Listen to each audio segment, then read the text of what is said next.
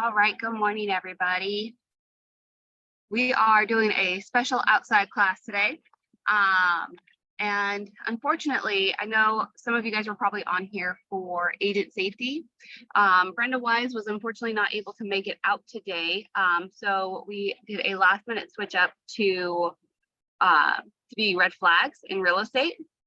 So especially because we do have some seasoned agents on here, it would be great to have some interaction with you guys while we're going through different red flags, not just with, homes and different things like that, but buyers, sellers, things to look out for, things that our new agents should be on the lookout for, and just, different things from our experiences that we can take. So with that being said, does anybody want to start off with any red flags that they know of right off the top of their head? Not to be facetious, but a major red flag is a buyer who doesn't want to get pre-approved.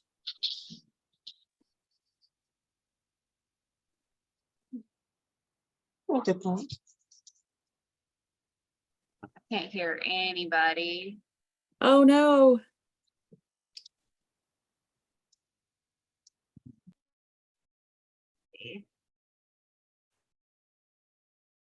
Test, test, test, test. Can you hear us? I can hear. I heard Rebecca too. Yeah, I think it's on. Yeah, I think we can all hear each other. We can hear her. I just don't. Maybe she. Yeah. Connection there. Recording in progress.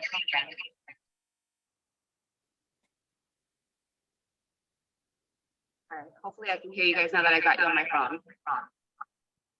Test, test. Can you hear me? Yes, I can hear you.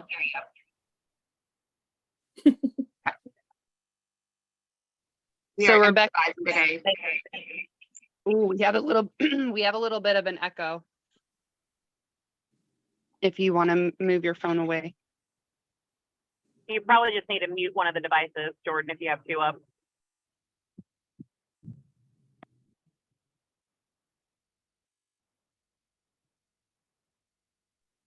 So Rebecca had said a buyer who does not want to get pre-approved. As a red flag, yeah. Well, I had an experience that I wasn't sure if you guys are familiar with, but this one buyer, he says he lived out of the country and he could only speak to me on WhatsApp. And he wanted me to turn off my VPN. I believe that's like something that's going to, he said that was something that's going to help us have a better communication.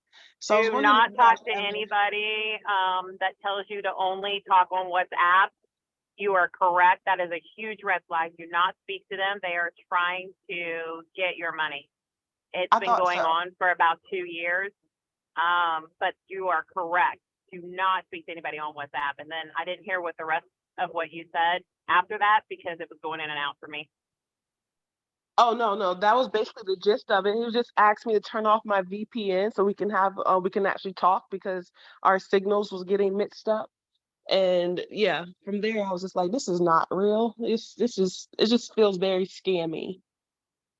Yep, you're exactly right. And then don't, anytime there's any money involved whatsoever, if there's any, hey, can you do this for me? Or here, I'm going to send you this. Give me your bank account. I'm going to send you my EMD, anything like that that has to do with money. Huge red flag. Another one that you said, turn off your VPN. That's another red flag. It's just a source for them to go through to try to get your information off your computer. Because they can try and track if you have a VPN on, which I always recommend you guys have a VPN on. But if that's off, it's a lot easier for them to get into your computer and get into your stuff. Because with a VPN, it reroutes through different routers through the interweb. And it's just a whole lot safer. Yeah, when I Googled it, it said that it was for my protection. So I was like, oh no, why would he tell me to do something that could allow me to be vulnerable to like scams and spam, all that stuff? Yeah, because it's a scam. Yeah. Okay. Just wanted to check. 'Cause I was like, man, I really cut this dude off with no type of communication. Like, what am I doing bad for not following up? But now I feel better. No, you're not. It's the new, like I'm a prince and I need, your bank information to transfer my money to America to keep me safe because my life is in danger. It's the new one of those. No, that don't even sound right. Another red flag is if you ever get a text that looks like it's from me or from somebody else in the brokerage asking you to go get gift cards or to send money or anything like that. I'll never ask you to buy anything for me or have anything to do with money ever. Yeah, that's another good one. Okay. And right now, guys, unfortunately, my computer just locked itself out for whatever reason. We've got all sorts of technical issues this morning. So I can't share my screen, but I do have a PowerPoint presentation that I can send to each of you guys that are on here, and then anybody else who, logs on and looks at this later. But I do want to go through some of the things that were on the PowerPoint presentation, just because they do bring up good facts and they're good for discussion. But that was a really great red flag to start off with, Deja. Thank you for that. So another red flag is that they can come. So in real estate, red flags can come in. We got a jet coming right over.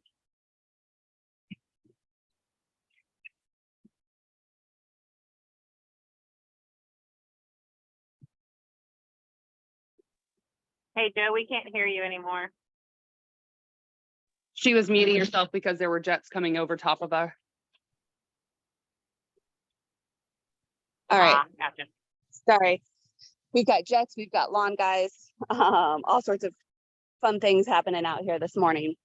So, but red flags in real estate can come in all sorts of different forms. They can come in the form of buyers, sellers, investors, but also people who are in the industry, lenders, and sometimes even title companies. And, those home inspectors are another big one. But some of the biggest red flags that we come across are in the homes themselves and things that we want to look out for as agents, knowing that we are not home inspectors, but we are in and out of homes all day, every day, and our buyers aren't. So there's things that we can be trained to look out for and take note of while we're out there to just say, hey, look, this could be a red flag. Let's get it further inspected. So we'll go over all of those towards the end, but I wanted to start with buyers. So just from y'all's experience, I've got, different points on here for red flags for buyers. What would make a buyer a red flag other than what Deja's already brought up, which is the WhatsApp communication? What about someone needing to meet you immediately? Never interacted with this person before and they need to see this property right now. Yes, definitely. Especially if it's a vacant property. So we may not be going over agent safety today with Brenda Wise, but that is a good safety point that anybody who wants to meet you right away and doesn't want to, that's actually one of the things I have on my list, is somebody who doesn't want to meet you prior to the showing, doesn't want to get pre-approved or pre-qualified or even talk to a lender, and wanting to meet right away, especially at a vacant home. Those are all huge red flags, especially for safety. Meeting at a vacant home, I mean, that's pretty obviously safety related, especially if they haven't talked to a lender. And something to keep in mind is anything can be forged these days and edited. So you just want to really verify, if you haven't met somebody in person yet, you want to not only get a copy of their ID, but also talk to the lender And don't just call the number on the letter. Call, like, if they are trying to use somebody's name on a lender, like say they're trying to use Craig and Barry, and the phone number that they have on there is not Cragen's phone number, call Cragen. If they're not one of our lenders, call, like, Google them and actually call the actual lender to see if this person is actually pre-approved. Because I've actually heard of that happening recently, where a buyer supplied a pre-approval letter. They were okay with that, but it was actually a forged pre-approval letter because they were trying to just get an agent into the home, and they knew that an agent wouldn't meet them unless they had the pre-approval letter. So it's very, very important to do your due diligence while you are, out there and doing business. Jordan, do you remember what happened with Monaco's house with the buyers, how they skipped out at the last minute? Do you remember what the issue was with that? Because that's a really good one, but I just can't remember the whole story.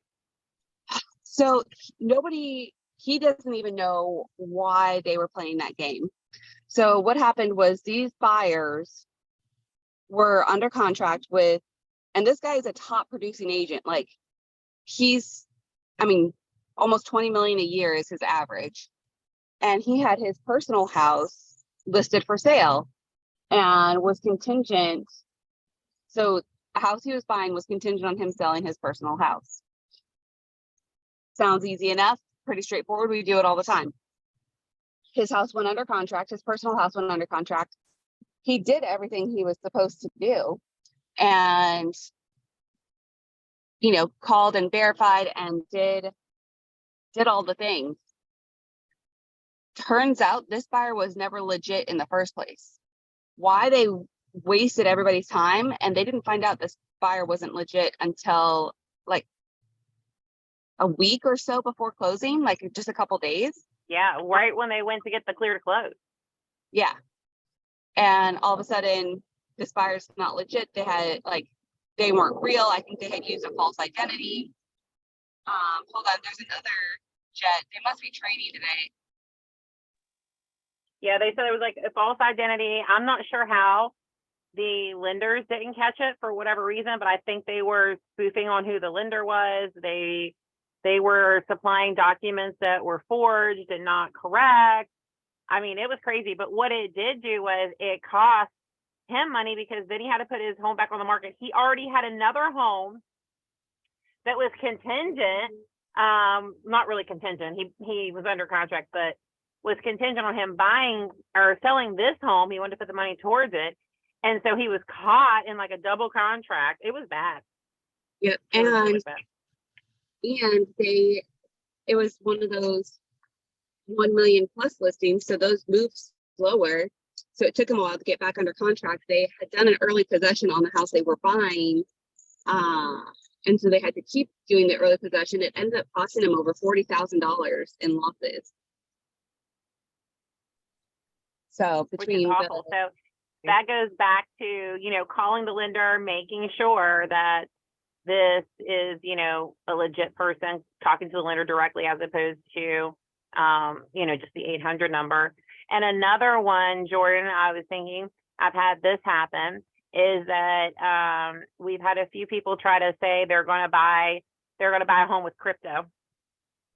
Oh gosh, yes, that's become a thing. I haven't seen it as often now, since Bitcoin kind of is not as inflated as it was. But that was definitely something that people were wanting to try and do. And essentially, if they wanted to do that, they had to just cash out their crypto into actual funds. But there are people who are wanting to try and say, no, this is my proof of funds, is this cryptocurrency. Well, cash out that cryptocurrency and we'll be in business. But until then, we're not there yet with the crypto market. Any other red flags that you guys have experienced recently with buyers?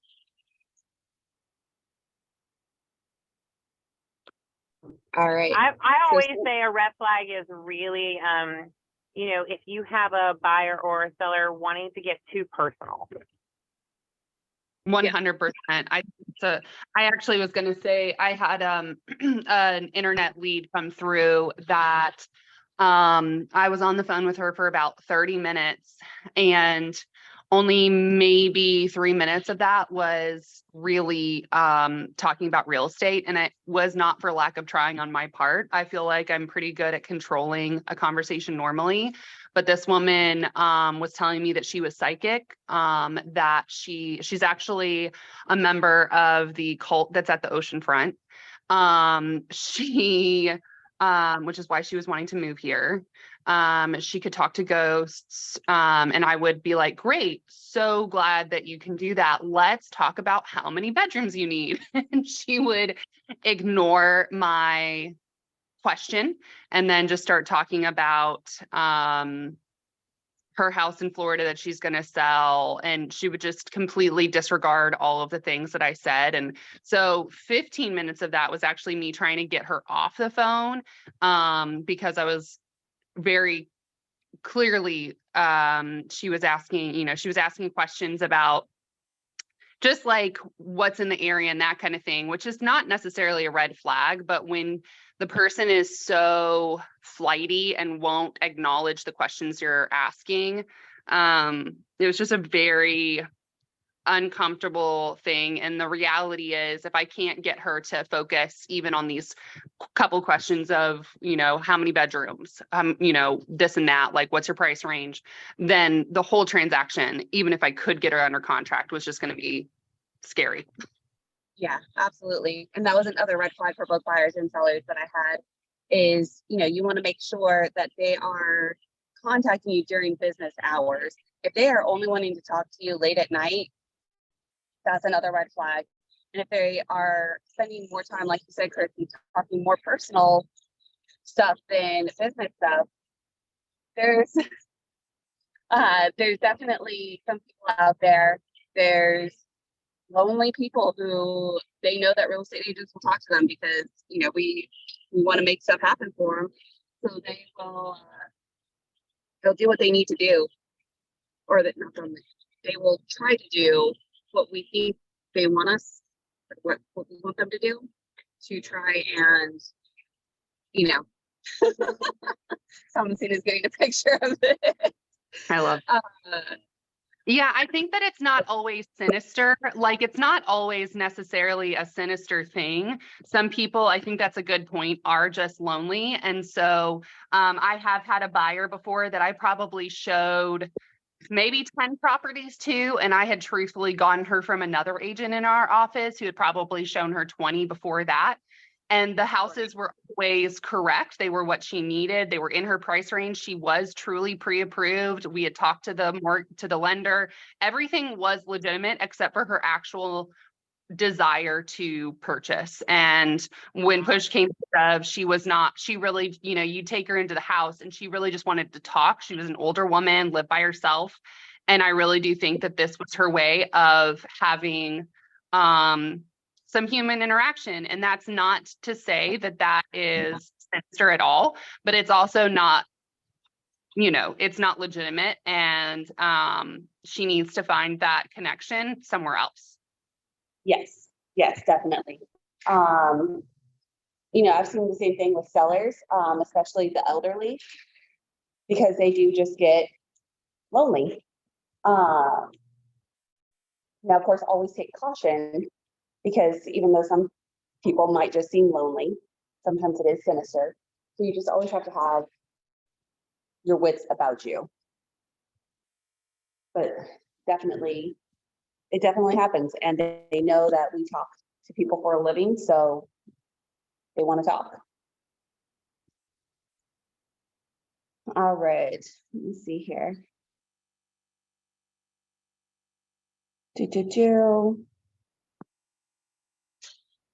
I think we got everything. Oh, the other thing with buyers is the other red flag to look out for is if they are unwilling to commit to a single agent. If they are wishy-washy, and that goes same for investors, if they're not willing to commit to a single agent, that's a huge red flag. It is a waste of everybody's time, yours and theirs. Because at the end of the day, you're wasting their time if they're not going to commit to you. Because even if they're not going to commit to you, you're not going to send them the best deals. You're not going to go the extra mile to try and research, comparables or, ROIs, different things like that. So just stuff to definitely, be aware of as we're out there. So moving on to sellers, we've covered some of them already, and some of them are the same as buyers, where, hey, do they only communicate late at night? Now, being in different time zones is a little bit different. Especially, we get people from all over the world coming here. I mean, Italy is a 6-hour time difference ahead, and Guam is an 8-hour time difference, if I remember correctly. So there's always exceptions, but it's just about being smart. For sellers, you also want to always make sure that you get an ID for not only buyers, but sellers as well. And if sellers are unable or unwilling to produce identification, especially if that seller is out of state and the home that they want to sell is here and vacant. That's another huge red flag, because they could not be the actual seller. They could just be able to look up and see, hey, this home is vacant. I want to pretend to be. Yeah. He says that it's important too. But it could be, they're like, hey, this home is vacant. I'm going to try and make a buck off of it and pretend to be the seller for this. We've seen that happening quite a bit recently. So you always want to get the IDs and make sure that that ID matches the tax record. And this is one of the many, many reasons that Lucy wants a copy of the tax records with each of our listings. With sellers, also, if a seller wants to meet at their home for the listing appointment and they only want to meet after dark. Y'all, my business slows down drastically in the wintertime, not necessarily because it's, winter and it's slower business, but because I refuse to go out after dark. There's no business in showing a house after dark to a buyer. There's no business seeing a house after dark to us, like for a seller. You might be able to see the inside, but you're not going to be able to see the outside. You're not going to be able to see a lot of the landlines, like where the lot lines are. You're not going to be able to see any, possible red flags with the homes on the exterior, which is where a lot of the red flags are. You don't go out at night. And if a seller only wants to meet you at their property at night, that's another red flag. Why do they want you there after dark? If it seems legit and you don't get any heebie-jeebies, bring a friend. If they don't want you to bring a friend, run. They aren't worth it. Your safety is never worth it. Let's see here. Anybody else have any red flags when it comes to sellers?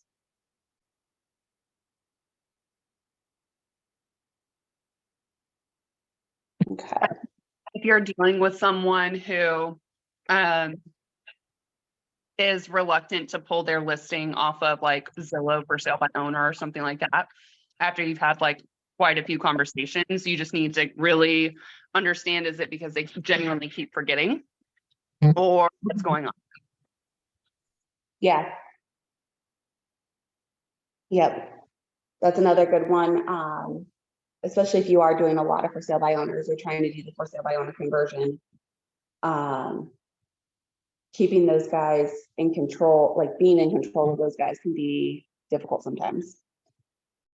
There's one listing in particular that this agent, and it's nothing against the agent because this guy was up to his shenanigans long before this agent.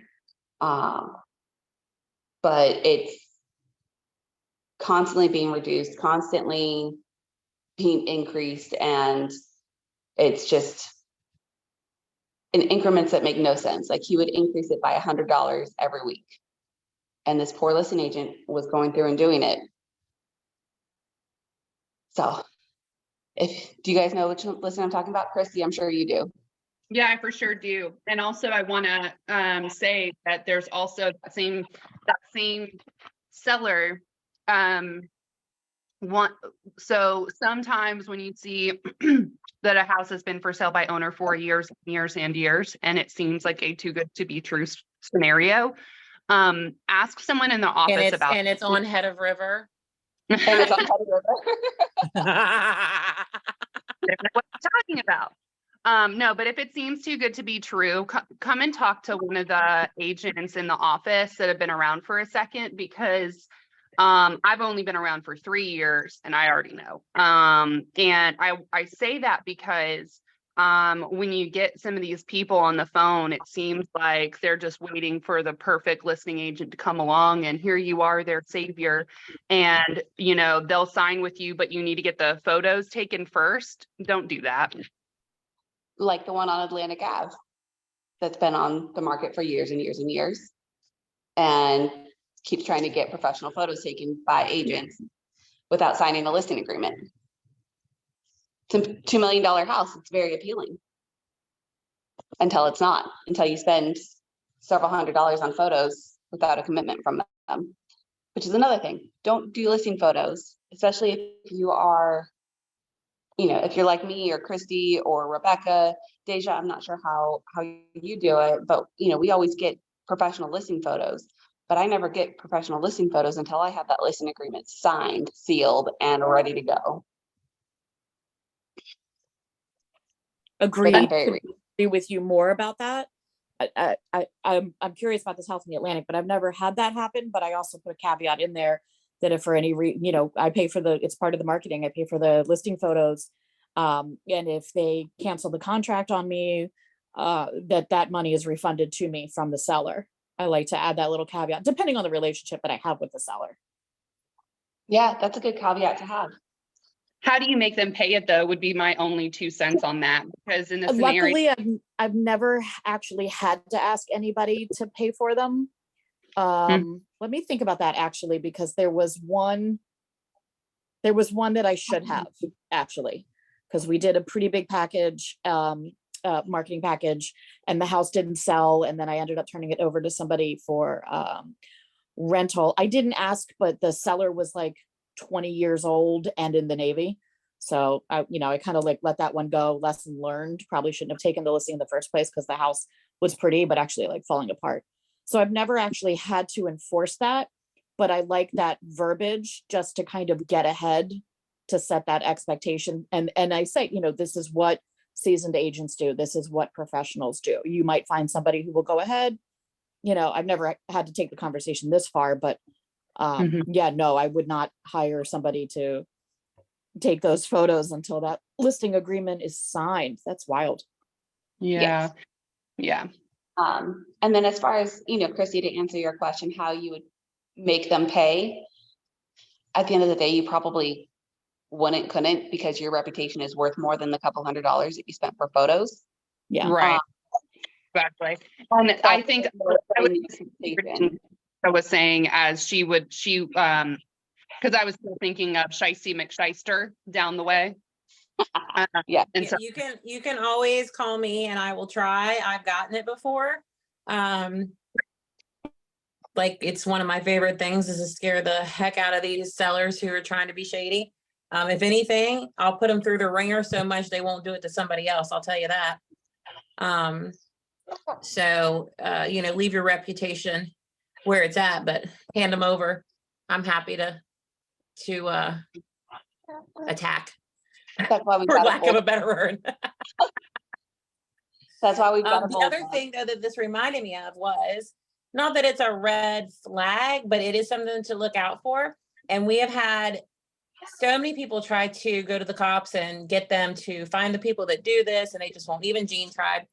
So there are people that will take your listing and put it in Craigslist as rental to get first month's rent from people and be shady with your listing. And they'll use your listing photos And it seems Yep. very legit, and they tend to target lower priced homes in lower priced homes that are vacant is their In main target. Norfolk. Norfolk's the one that's like the biggest one that they target. And I have one in West, like in the in Chesapeake, in the western, like northwestern part of Chesapeake. That was like a heavy hitter. Like I probably got a dozen phone calls from people who were like, "Hey, is this legit?" And I was like, "No, it's not." And I I said heard- several Question reasons about why. that. Hmm? Because I had a situation where it came up with a house in Suffolk, and the renter actually like found my information and called me, and we were able to divert the situation. But what would happen if we actually listed a house that was vacant as non-vacant? Well, I never listed as vacant, so I never put vacant on the MLS, but sometimes if sellers are already out of there and the photos are taken, it can be clearly seen as vacant. Okay. Or what these people are doing is if it looks like it's vacant in the pictures, they will do a drive-by, look in the windows if they can see in there. And yes, they will. Then list it for rent. That's so crazy. List it for rent. So like I said, on the one that I got in Chesapeake, I got probably a dozen phone calls. And I had each of them send me the information that was on Craigslist, and to each email and phone number, I sent a cease and desist, like, stop, you're using my marketing materials for illegal activities, cease and desist, otherwise legal action is going to be taken. Was legal action going to be taken? Is there anything I could do? Probably not, but I can threaten it and tell them to stop. And it was a different email each time. Yeah, I was gonna say it's always some different email. That's a good point though. Don't list your homes as vacant, but you can put that into the remarks if you want to, into the agent remarks. That way it's only to the agent, but don't ever list them as vacant. Or put vacant go show in the public remarks. I see Not in agents do that. public. Yeah, not in public. And what's Absolutely. this has been going for years, because when I first joined property management, my first ever tenant was because exactly of that. They were moving down from Michigan to Nashville. So this had to have been 2014. And they or maybe 2013, I don't remember. And they pulled in front of the house with a U-Haul, and the people were very confused who lived there. And they immediately had to find a new property. So it's frustrating that this is still happening, but it's a tried and true method for sure. Yeah, it's it literally has been going on since Craigslist was like a year old. Which is just crazy. Absolutely crazy. All right. All right, good discussion on red flags for sellers. Investors are very similar. A lot of the red flags are very similar to buyers, as far as they're unwilling to talk to a lender, they're unwilling to show proof of funds. But even the ones who are willing to show proof of funds or a lender letter, like we talked about with buyers, those can be forged.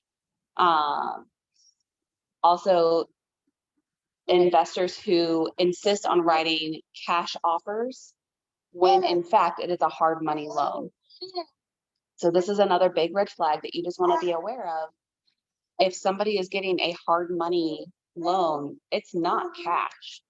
And you need to be aware of this as a listing agent as well, is if you're listing a low-end property that needs work,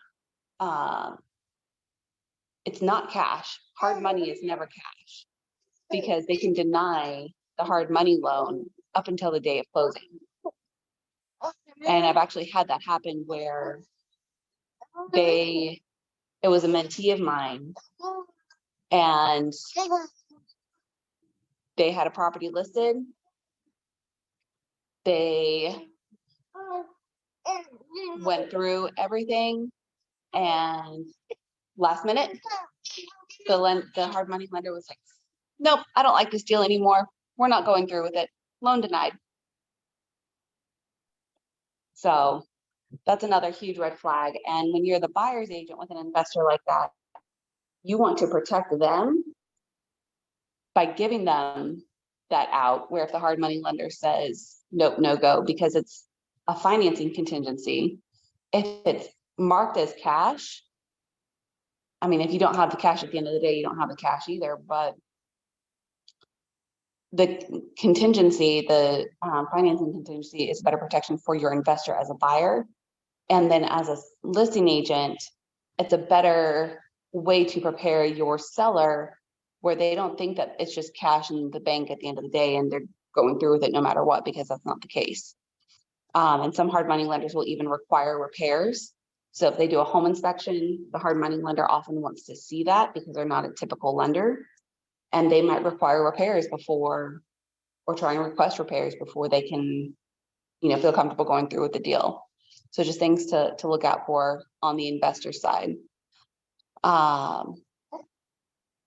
They can Also- also sold sometimes, not all the time, but a lot of most hard money. I think sometimes it can be like a desktop, but they also, some of them will have like a proper appraisal.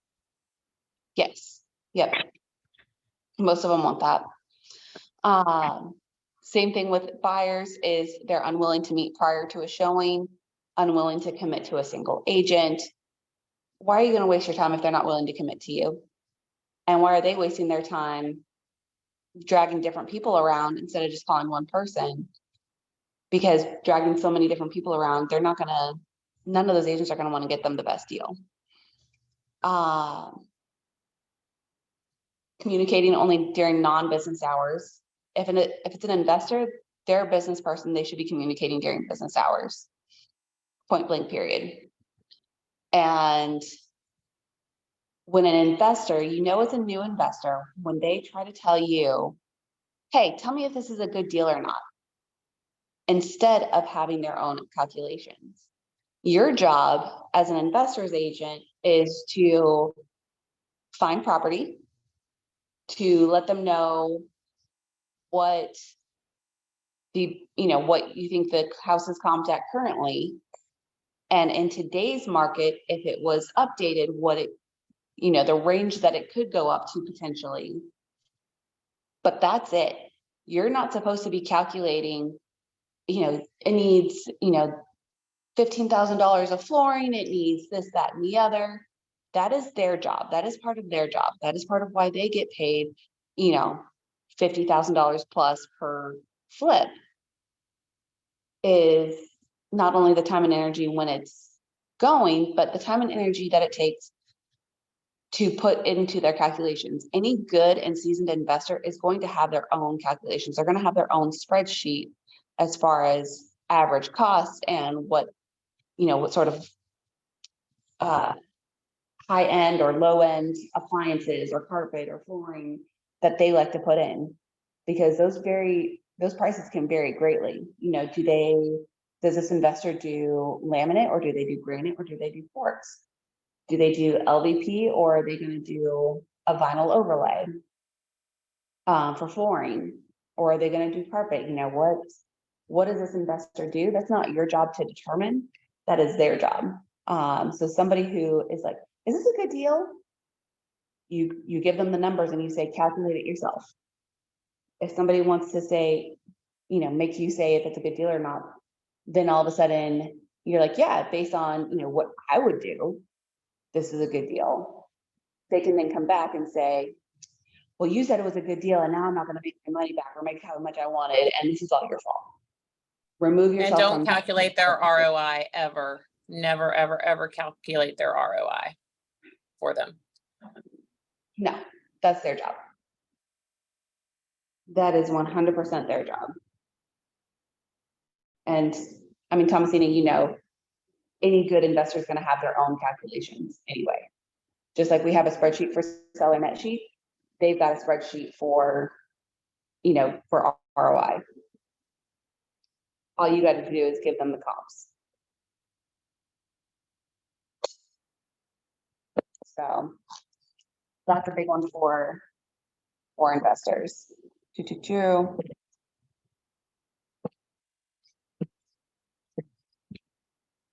Can I talk about some red flags of like leads and stuff? Can I talk about that? Or do you have something else to say? Yeah, absolutely. Go for it. So there's a lot of companies that'll say, we'll get you REO properties. All you have to do is sign up and go through our class or pay for this list. Don't ever do that. One, you cannot do REO properties by yourself anyway. You have to have the brokerage sign off on that. All legit REO companies make the brokerage responsible for all the things that you have to pay for with REOs, because REOs aren't free. You've got to actually front money to get things out of the home, get it clean, sometimes repairs, and then they reimburse you. So don't, what? To get it winterized. Yeah, winterize, de-winterize. So do not fall for the go through my class and you can start getting properties ordeal. No matter what. Also, don't fall for the whole, we have free leads unless it's a legit company that you've looked up and understand it. I promise you, there is no such thing as free leads. Somebody's going to want a referral fee or something. Don't fall for the text that says, hi, I'm an agent. I have leads in your area. Was wondering if you wanted some. Again, it's going to rope you into paying for something before you get them. Yep. Everybody wants to make a dollar, especially when it comes to real estate agents. They always want to sell you stuff. All right. So that was a good one for sure. The next couple ones that I had going were lenders and lending institutions, and then title companies. So title companies, there's not a whole lot of red flags that I know of. Thomasina, you might have better input, but some of the red flags that I had were they don't have a lawyer in-house. That's, if you choose not to go with Jones Walker and Lake, which I don't know why you would choose not to, because they are truly the best of the best. But if you choose not to go with them and your client wants a title company, make sure that that title company at least has a lawyer like in-house, because there's so many different things that come up. Lawyers aren't there for the good times and the good transactions. They're there for when things get dirty. And if you've been in the business long enough, you know that things can get dirty very easily. I've heard of a couple title companies, not in our area, but in different areas, that don't allow people to sign with a power of attorney, specific or not, which just blew my mind. I haven't heard of that here. The whole attorney thing is correct. They don't ask, do you have an attorney? Because they all will say yes, because they have to keep an attorney on retainer. Ask if the attorney, like she said, is in the house, and then ask to see their office and meet them. And then ask the attorney what they actually do that is not chargeable, because there isn't anything that they do that isn't chargeable. They're going to want a fee for everything that they do. So even if they have an attorney that's in-house, the ones that I've seen, they're still going to charge you, which in turn, you can just use your own attorney. But definitely ask to see the office and see them so that you know the legit they're in there. Yep. And able to act quickly if need be. Because if you need an attorney, you need quickness. If they're pressuring you to sign quickly, and don't, this is another big one, if they don't have you verify wiring instructions, if they're just like, yeah, here are wiring instructions, and don't say, hey, verify this, that, or the other, it's another red flag for title companies. Again, it doesn't, if you're using JWL, like there's always an email that's sent out that's saying, hey, here are our wiring instructions, or they send it in a secure email and they say, please call us to verify, and then we go over with our clients. Don't just call the number on the email, call, Google the number, whatever it is that you need to do to verify things. And if a title company isn't encouraging verification, that's another big red flag. Yes, and if you get an email that says send your info and it looks legit, just like Jones Walker and Lake said at that meeting, if it looks like it's coming from Jones Walker and Lake and they're asking for your info or your client's info and everything looks legit, it isn't, because they'll never ask them to email their info. Ever. Yep. They're not going to email their bank account, nothing like that. Jones Walker and Lake will never, ever, ever ask that. Yep. And then when it comes to lenders and lending institutions, a big red flag is, of course, new construction lenders. That's not saying that all new construction lenders are bad. It is just saying that you want to go into it with extreme caution. Because why are those lenders offering so many incentives? Usually because they're charging it back to the buyers as part of closing. Very few times are those preferred lenders actually giving the buyer a better deal. Sometimes they are, but it is one of those exercise with extreme caution. With those, I have noticed more and more new construction lenders not wanting to produce a loan estimate. And furthermore, not wanting to go over, if they do produce a loan estimate, not wanting to go over it in detail with the buyers so they can understand what this loan estimate actually means and looks like.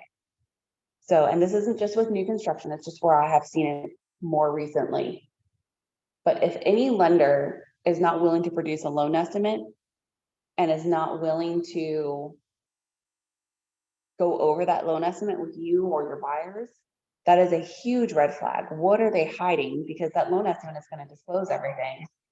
And I just heard of a new construction lender just earlier today, actually, that gave these buyers all of this, all these numbers at the beginning. They've been waiting months and months to close on this home. And here they are the week of closing. And the lender's like, okay, here's your final numbers. And it is not at all what the original loan estimate said. And luckily the buyers kept a copy of it. And luckily the agent was savvy enough to go to her preferred lender and get numbers from them. She produced the numbers from from her preferred lender to the builder's lender and said, look, this is, basically she said, this is bullshit. You should not be doing this. This is what it should look like from, from another lender, blah, blah, blah, blah, blah, blah, blah. And lo and behold, later, because this was earlier this week, so this was on Monday. So later that day, the builder's lender produced a new loan estimate for closing that suddenly had all these credits and brought it back down to where it should have been in the first place. So make sure that they're producing a loan estimate. If they are producing a loan estimate, that they're going over it with the clients. And with new construction, especially because it can take months and months, that the original numbers match or are in line with the final numbers. Yes, that's what we want to do. So that's another huge thing with lenders. Have you guys seen anything with lenders or lending institutions? I have a question about what you were just talking about, if that's okay. At what Sure. point, if I've got buyers under contract and it's like a 10-month close, at what point would it be feasible to ask for that loan estimate? I asked for it up front, like based on today's number, what is this going to look like? Because there's certain things that are going to change, like the rate or different. There are things that are going to change, but I asked for it right up front. Okay. What is this going to look like? What are the fees that are going to change? What are the fees that are not going to change? So that way my buyer has the best look into going forward. Okay. I look for it right away.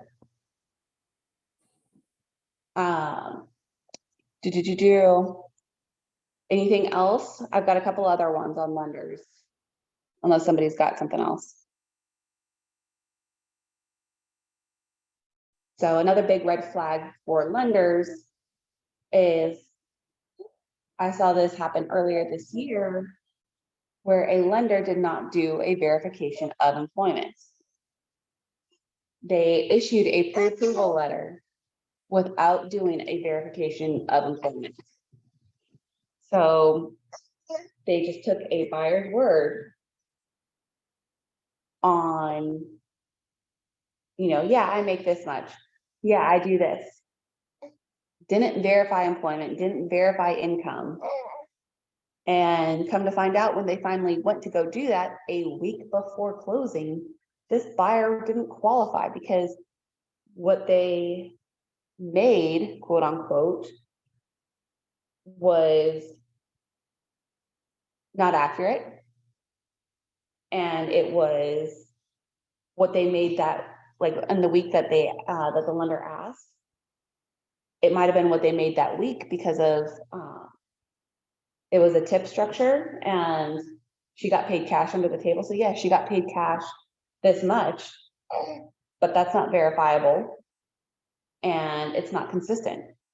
So a week before closing was supposed to happen,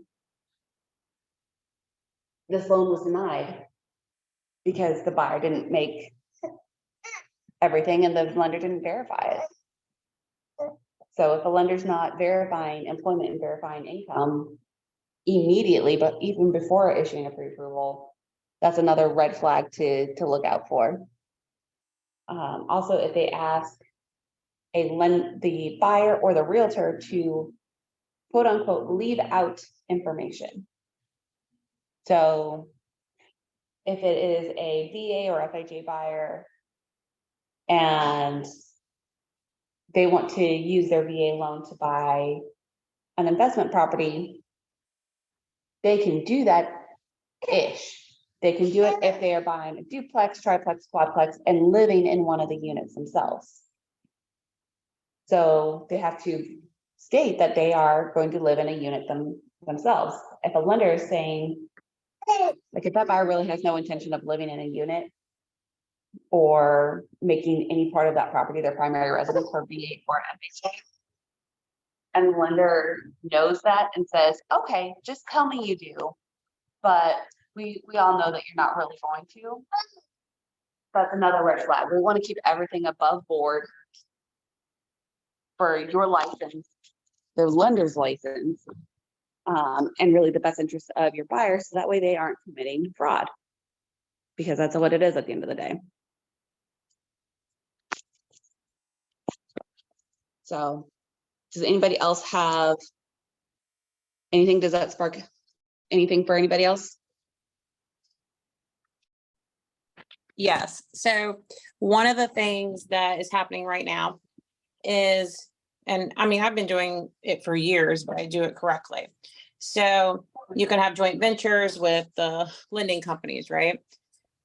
I have joint ventures, you all know that, with our lending companies, and they do all of the loan processing. I don't process any of those loans. I don't touch those loans. I don't get near them. It's a conflict of interest. I also don't have the training.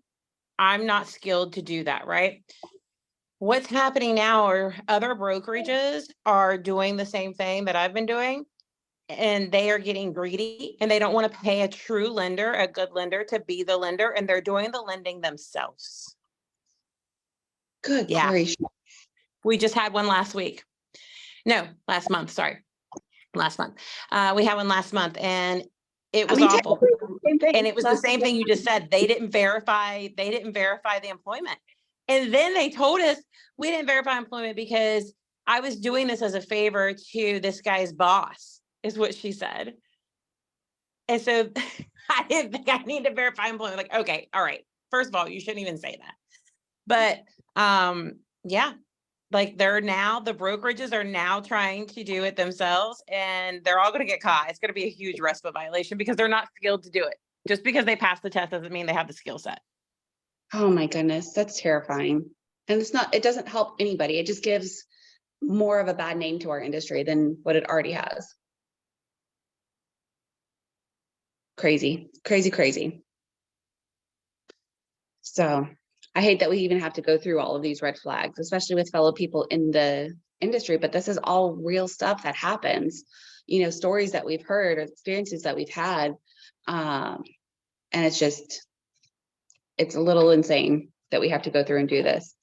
We've only got a couple minutes left. I did want to touch on home inspectors, and we can do red flags of homes maybe next month, but home inspectors I did want to touch on is if a home inspector is not Internoki certified, that's the International Home Inspectors Association or Association of Home Inspectors. You want your home inspector to be certified through there and licensed through DPOR. If they are not, they're not allowed to do a home inspection via our ring contract for the DPOR at least. But the Internoki, like it's one step above, and it ensures that they are continuing on with their continuing education, which is another red flag. If they aren't continuing with their continuing education, things change. Home inspectors are supposed to be inspecting homes to today's building standards. And building standards change. Building standards are always changing. So they've got to, it's so important that they keep up with their continuing education. Another red flag is when they explain big deal items as it's no big deal, which is not in the benefit of your buyer. If the roof is caving in and they just say, it's okay, it just needs a beam or two. Okay, but it needs a beam or two because that's structural. That's big deal. Or they explain smaller issues as a big deal. And understanding that, yes, everything they call out could be a safety thing or could be a this or that, but oh my goodness, this gutter is hanging loose and it could just cause all this water damage and water could get in between the walls and cause mold and your house is going to be condemned. Could that happen? Yes. Feasibility, probably pretty low. You want a home inspector who is able to remain neutral, give the facts without getting their emotions into it. Just like Thomasina talked about at Stump the Broker a lot yesterday, is remaining emotionally neutral and remaining professional. You want to find an inspector who's able to do the same thing with you, with your clients, who isn't going to be a deal killer, but also isn't going to make your buyer or have your buyer, do an inspection that's going to make your buyer regret buying the home. Because everything is not a big deal when there are things that are big deals. So being able to remain neutral, and we all know that there's certain inspectors out there that are not able to remain neutral and get far too emotionally involved. I would also personally say that any home inspector that takes more than 3 hours, 3 or 4 hours, is a red flag. Unless the house is really that bad, an average home inspection should not be more than 3 or 4 hours. And if you are consistently at the 5, 6, 7 hour mark, to me, that would be a red flag for a home inspector, because that doesn't scream thoroughness. That screams, I don't know what that screams. It screams trying to slacking off, not doing things efficiently. It screams way too nitty gritty to be any sort of. Unknowledgeable. They're not knowledgeable. It's taken them way too long to figure that out. Another thing is if they can't own a construction company. It's a conflict of interest. They can't own a construction company, but I know there's inspectors out there that they have their wives own the construction company. So if they ever say, I can have my company or a company do the work, here is my recommendation, you better make sure that they don't own it, because you can get caught up in a lawsuit. Yeah. They're not allowed to work on any home that they inspect. So my understanding, Thomasina, correct me if I'm wrong, is they can own a construction company. They just can't work on any home that they inspect. I don't know. I don't think they can. I don't think they can have the licenses in their name, both the licenses in their name with DPOR. Okay. I'm pretty sure, unless it changed. But either way, you don't want it. No, you don't, because then they're going to try and find things that their construction company can fix and make money that way too. So, all right, guys. Well, I want to be respectful of everybody's time. We do have more stuff, but I think we'll go over that next month as far as red flags in homes and what to look for when you're out showing. But thank you guys for tuning in and for all the input and discussion. It was a great great class to see you guys in. Thank you. Thanks, guys. Thank you. Have a good one.